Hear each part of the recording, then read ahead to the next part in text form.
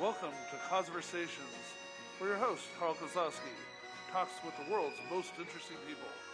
And now, this week's Conversation.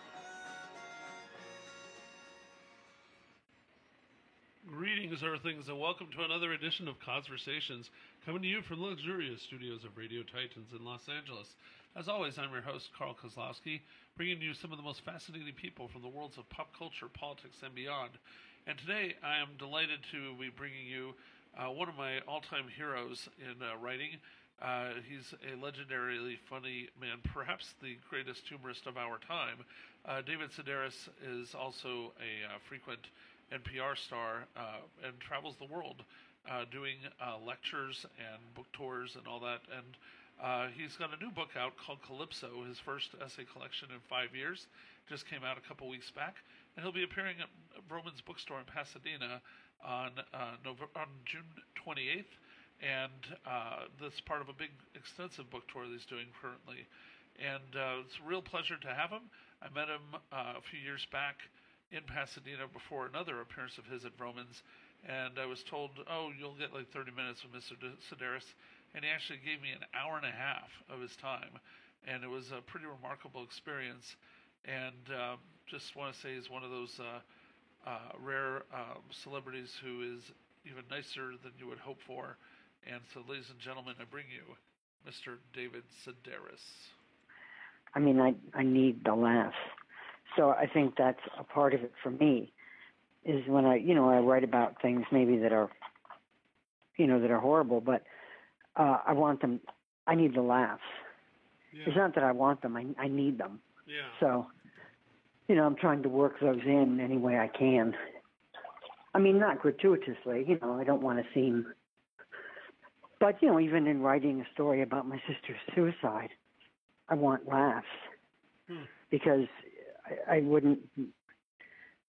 just wouldn't be able to sit in the theater and listen to nothing, the sound of people shifting in their seats or coughing, Yeah, of course.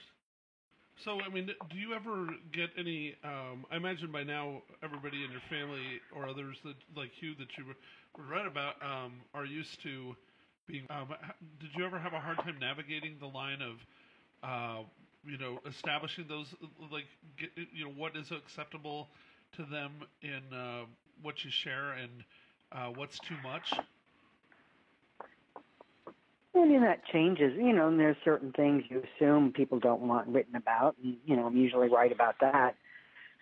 And then sometimes people surprise you and they just say, oh, I don't want people to know I ever worked there, or, it's usually not anything you planned on, it's just, and I understand that. Usually what people don't want you knowing, don't want repeated is that maybe they'd said something bad about someone else. I completely understand that. But there's a story I have coming out in the New Yorker, and I read it in front of my older sister because she figures in it prominently, but I kind of wanted her to hear it before she read it on paper. And I asked her afterwards if there was anything she objected to, and there wasn't. And then the New Yorker wanted me to rewrite something, and then I rewrote it, and then she's like, oh, I don't want people knowing that right there, so would you take that out? So that's fine. Yeah. I mean, I think that, I'd have never not have the illusion of exposing people. Do you know what I mean? I mean, somebody said at a Q&A last night, oh, my God, the things you say about Hugh. And I said, what did I say about him? What did I say? Yeah. I mean, I said I fell off a ladder, and he said, why are you wearing those pants? I mean, that's not scandalous. That's not, But I think it just gives the illusion, and then people would say, oh, my God, I know all about him. And it's like, well, do you know what he looks like naked? Do you know when the last time he cried was? Do you know who he dislikes? No, you don't know any of those things, but you know that he said, why are you wearing those pants? And so you think you know all about him. Huh. That's interesting. So then, what do you think of like over the years? Because you've been at this prominently for 20 years, since Naked, or a little over 20 years, and in that time, there's been such a sea change of how much people will expose about themselves in social media. Like when you started, you were, kind of, it was kind of a daring thing. Like, oh my gosh, this guy's really like talking about some crazy stuff in a funny way. But nowadays, it's more common. It's almost like rarer not to share something about your life.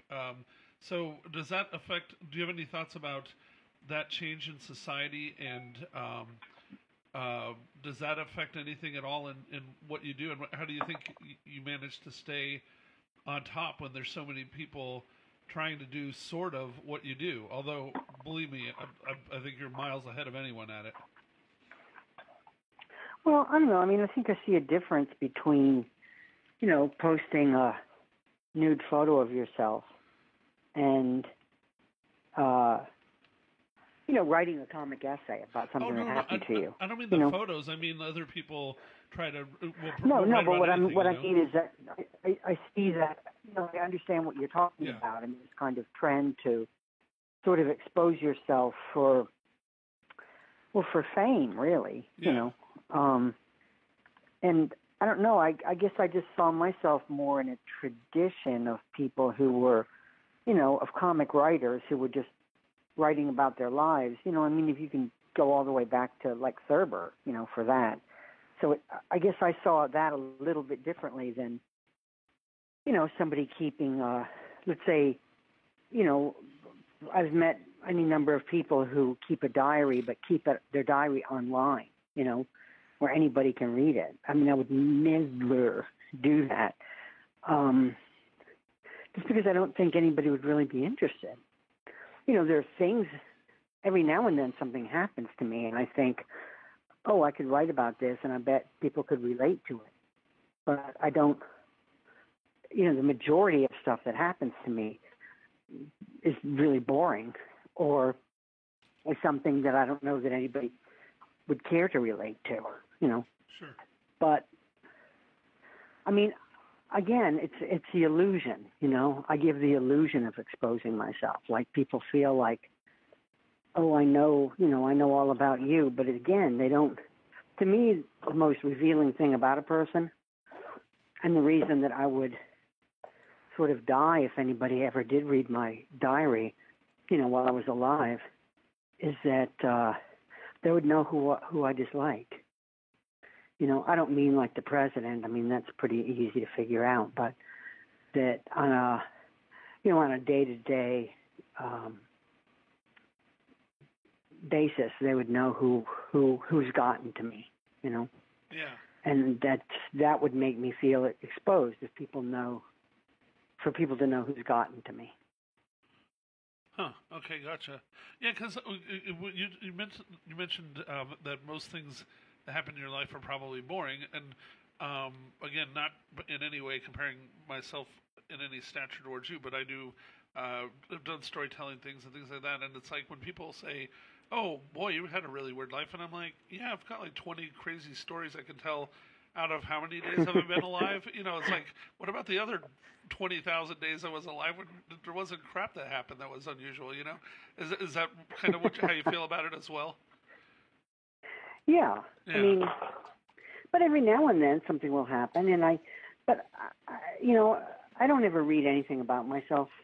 Sure. But sometimes, a lot of times, people just tell you stuff, and I don't know who it was.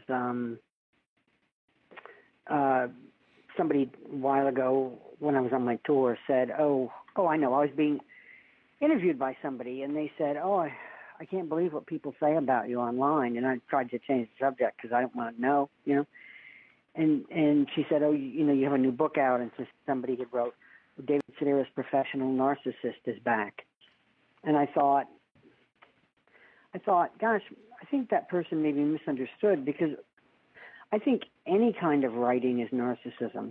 I mean, it doesn't matter if you're writing fiction, or if you're writing a biography of Mother Teresa, or if you're writing about your life. I think it's all equally narcissistic, because you want an audience. You want somebody to read it. So, and the subject matter, I think, is neither here nor there. I think it's all equally, I don't know, it's all equal at the end of the day, I think. Gotcha. So, how do you feel about, like, because you're overseas, you live in England, and you used to live in France, and so, what prompted the move to be overseas, and how are your perceptions of the current state of America? Like, do you get a lot of people going, "Oh my God, what's going on over there with Trump?" Or is it not as big a deal? Because I just interviewed Chrissy Hine last week of The Pretenders, and she said, I don't really pay attention to American politics. I live in London all the time, and so it doesn't even register with her that she's certainly wouldn't be a Trump fan if she paid attention. But she says, I don't even really notice. It's all overhyped. When our perception of how the world feels about us, good or bad, depending on the president, that it's not about us, is her opinion. But I'm just wondering how you feel about things nowadays, and does it affect anything in your work overseas or whatever too? Well, for some reason, Chrissy Hine came to my book party a number of years ago in England. Okay. When one of my books was released. And I think she was a friend of somebody's there. Anyway, I sat next to her at dinner, and she's funny and charming. Yeah, I liked her so much. Yeah. I feel like if Brexit hadn't, I just left the United States. I was going to be gone for a year. That was it. And Hugh and I moved to France. And then a year turned into 2, turned into 3, turned into 12, turned into 18, right? And then we got a place in London at some point. And then London just sort of, England just seemed to set in a way like, oh, we'll all scoot down and make room for you, and you can be on you can be on the BBC, and you can write for the newspaper. So they just scooted down a little bit and made a space for me, and I was so flattered. So that was the only reason, really. I was never an Anglophile. I was never a Francophile either. I just sort of wound up there. And I feel like, and I haven't been to France for a while. I'm going in July, and I imagine in France, you'd hear a lot about, how could you, what kind of an idiot are you to have Trump as your president? But in England, it was Brexit. And so what you hear instead is like, wow, it sucks, doesn't it? Because Brexit's like Trump, And the way I feel is the way I feel about my Italian friends when Berlusconi was in power, Mm-hmm. I mean, they certainly didn't vote for Berlusconi. They just had to suffer through him, and they had to be embarrassed by him on a daily basis. Mm. And that's what it's like with Trump. I mean, I'm on tour, and I was on a lecture tour from April 3rd until, I don't know, May 25th maybe. Uh-huh. And then I went home for 3 days, and then I started my book tour. And a book tour is a lot more intense than a lecture tour, right? You've got interviews every day, and you've got, like today I got back from the bookstore at 2 o'clock in the morning. Wow. I got up at 4 o'clock in the morning to leave for the airport at 4:30, and it took 2 flights. Got here an hour ago, mm-hmm. And then I leave in 15 minutes, and I go to Lincoln, Nebraska, right? Stopping along the way at a store to do book. So I've been out of the news. I saw a headline about children being separated from their families, and I thought, oh, wow, how do I not know about that? But it's like the past 3 weeks I have no idea what's going on in the world the past 3 weeks. Normally, I am all over it, Sure.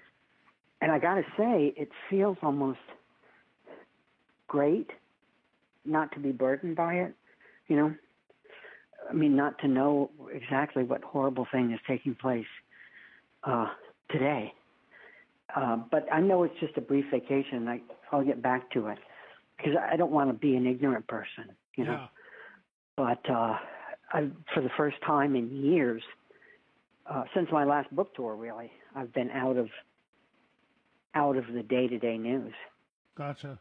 Well, one thing that a couple of friends wanted me to ask this, and I hope you don't take offense, because I see a parallel in other performers like Kevin Hart had the same problem, I think, with his last movie. Basically, the question is his last concert movie. basically what they were saying is